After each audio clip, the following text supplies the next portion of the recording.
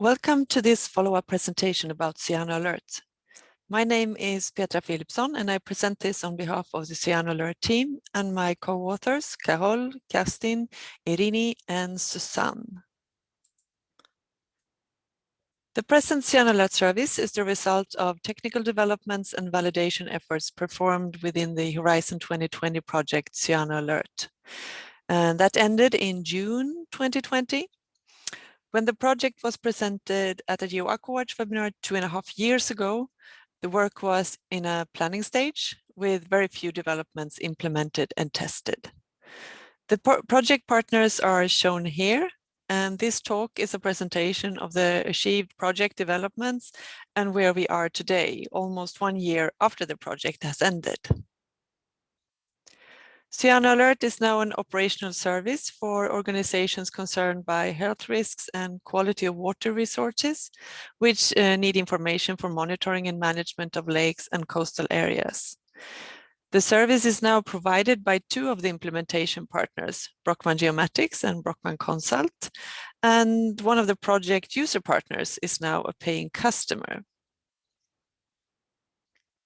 The targeted goals for the initial project was 1, to develop a warning and monitoring service based on Copernicus data. 2, to develop a service platform and a fully automated production process.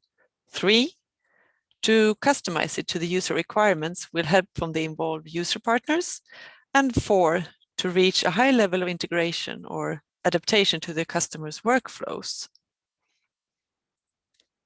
The technical developments have been focused on the service tools, a viewer, alerts, and an app, and all with strong emphasis on the actual end user need.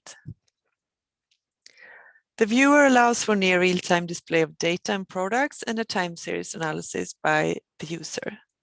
The alerts correspond to information messages with contents shaped by the user and sent to the user on the same day as the satellite overpass. The app is open and free and provides latest estimates for the selected location and allows for the user to report their observations in the field. And before I show some examples of these tools, we will take a look at the service system behind this.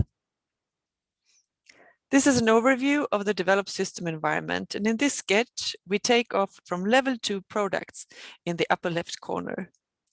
For each service region, a level 2 data cube is created, which means that the level 2 products are selected with respect to the needs and requirements of the user, that they are fit for purpose with respect to the water type, cut, filtered, and formatted and stacked in a cube, which is then updated near real time when new data is collected.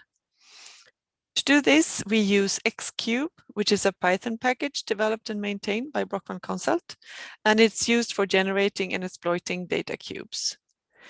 The cubes and related tools is then the basis for the viewer, for the alerts, and for the app, which I will show you examples of in a minute. In the earlier slide, we started from level 2 data, but if we now go backwards, we also need to produce the level 2s. And we start from Mary's, Sentinel-3 and Sentinel-2 level 1 data. During the project and also continued afterwards, all hardware needs was assessed and secured, and processing chains for each sensor, combining all necessary processing steps, were defined and implemented. The output from the processing chains is then selected, formatted, and added to the level 2 user cube.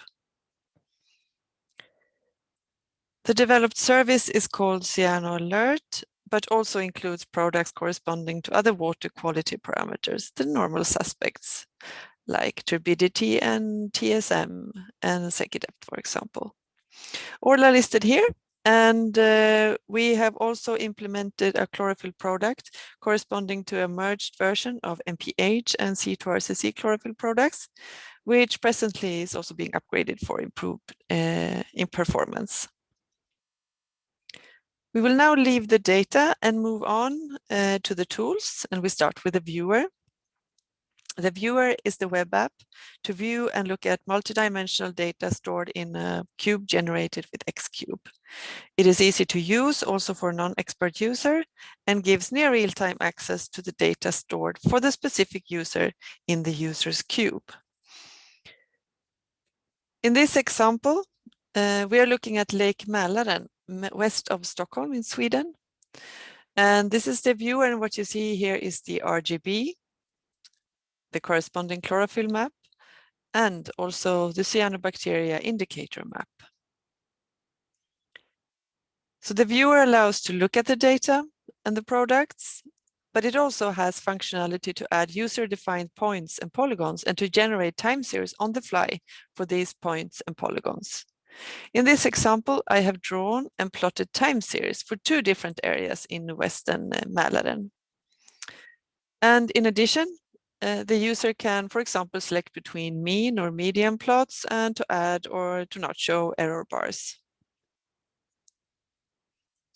The second part of the service corresponds to an information subscription service.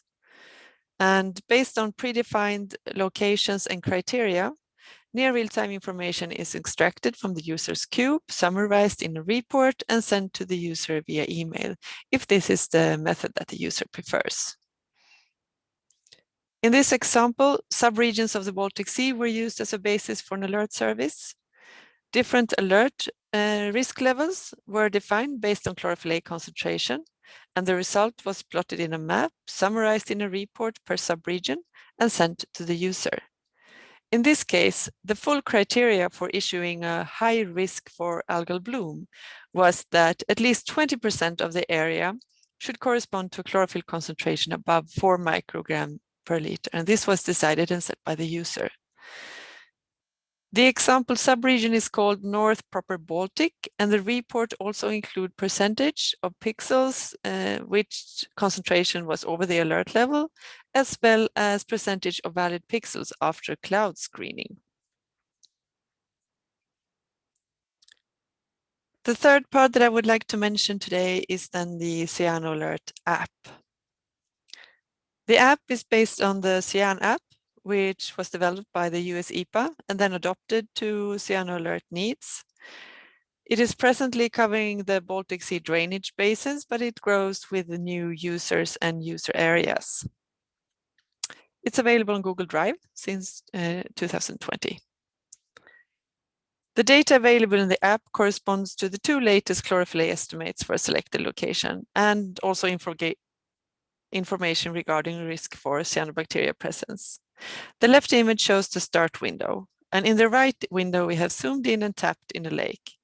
The report then shows the chlorophyll A concentration, if this is less or more than the earlier estimate, and if the cyanobacteria flag is activated. In this window, it's also possible to prepare and send a report. If one click on report this location, a new window pops up and a text and photos can be included and submitted. It is also possible to select a color on the water and see example photos if you click on the information button to the right. After submission, the reported color and location becomes visible to other users of the app. Finally, not all users are only interested in near real-time information, but many organizations and authorities are rather interested in seasonal summaries or annual reports in specific formats. So different templates and reporting structures have been elaborated to meet the customer's wishes. And this example shows a report in the shape of a summary fact sheet produced for one of the German customers with information from Sentinel-2, Sentinel-3 and in situ data.